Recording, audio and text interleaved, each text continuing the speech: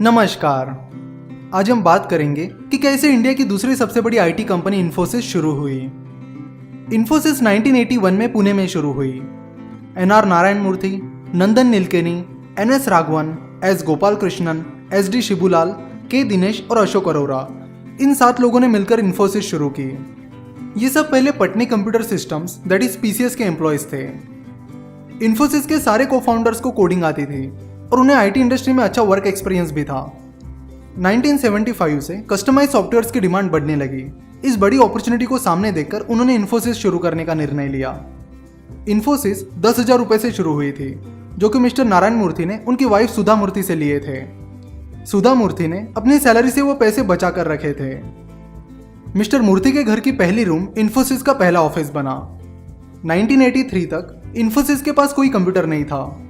1983 में इन्फोसिस में पहला कंप्यूटर आया। 1991 के लिबरलाइजेशन से पहले इंडिया में बिजनेस करना एक बहुत ही डिफिकल्ट टास्क था। तब इंडिया में बिजनेस अनफ्रेंडली इन्वायरमेंट था। कंपनी का रजिस्ट्रेशन करना हो या फिर कुछ टेक्नोलॉजी मटेरियल या मशीनरी दूसरी कंट्री से इंपोर्ट करना हो, इन सारी चीज़ों के लिए बहुत लंबी प्रोसीजर हुआ करती थी। मिस्टर मूर्ति कहते हैं कि टेलीफोन कनेक्शन के लिए उन्हें 1 साल का इंतजार करना पड़ा था और एक कंप्यूटर इंपोर्ट करने के लिए तब 2-3 साल लग जाते थे। आप सोच सकते हो कि उस टाइम और आज के टाइम बिजनेस करने में कितना फर्क है। इतनी विपरीत परिस्थितियां होने के बावजूद भी उन्होंने कभी हार नहीं मानी। 1983 में इन्फोसिस पुणे से बेंगलोर शिफ्ट हुई। इन्फोसिस तब आईटी बिजनेस में नहीं थी। यूएस मार्केट में उनका कुछ नाम नहीं था, इसलिए उन्होंने कर्ट सॉल्मन एसोसिएट्स के साथ जॉइंट वेंचर किया। कुछ साल अच्छा चलने के बाद 1989 में ये जॉइंट वेंचर कोलैप्स हो गया, जिससे इन्फोसिस प्रॉब्लम में आ गई। इस कोलैप्स की वजह से कंपनी शुरू होने के 8 साल बाद भी कंपनी फिर से उसी स्टेज पर आ गई थी जहां से उन्होंने शुरू किया था। और फिर ऐसे टाइम इन्फोसिस के को फाउंडर मिस्टर अशोक अरोरा ने इन्फोसिस छोड़ दी।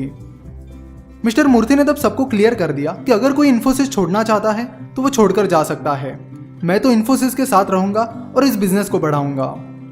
उस टाइम उनके पास बहुत कम पैसे थे और रिवेन्यू भी बहुत कम आ रहा था, तो मिस्टर मूर्ति और इन्फोसिस के बाकी को फाउंडर्स ने अपने एक्सपेंसेस कंट्रोल में रखे।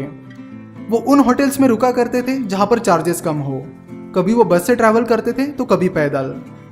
जो लोग उनके साथ कॉलेज में पढ़ते थे उनके पास अब कार्स और घर आ गया था, पर इन्फोसिस के को फाउंडर्स अभी भी वही के वही थे। धीरे धीरे इन्फोसिस का बिजनेस बढ़ने लगा और 1991 के लिबरलाइजेशन के बाद कंपनी के बहुत तेजी से ग्रोथ होने लगी। 1993 में इन्फोसिस का आईपीओ आया। इन्फोसिस का आईपीओ अंडर सब्सक्राइब्ड हुआ था, पर मॉर्गन स्टैनले ने कंपनी के 13% स्टेक खरीदकर कंपनी को बेल आउट किया था। लिस्टिंग के दिन इन्फोसिस का स्टॉक 60% प्रीमियम के साथ खुला था।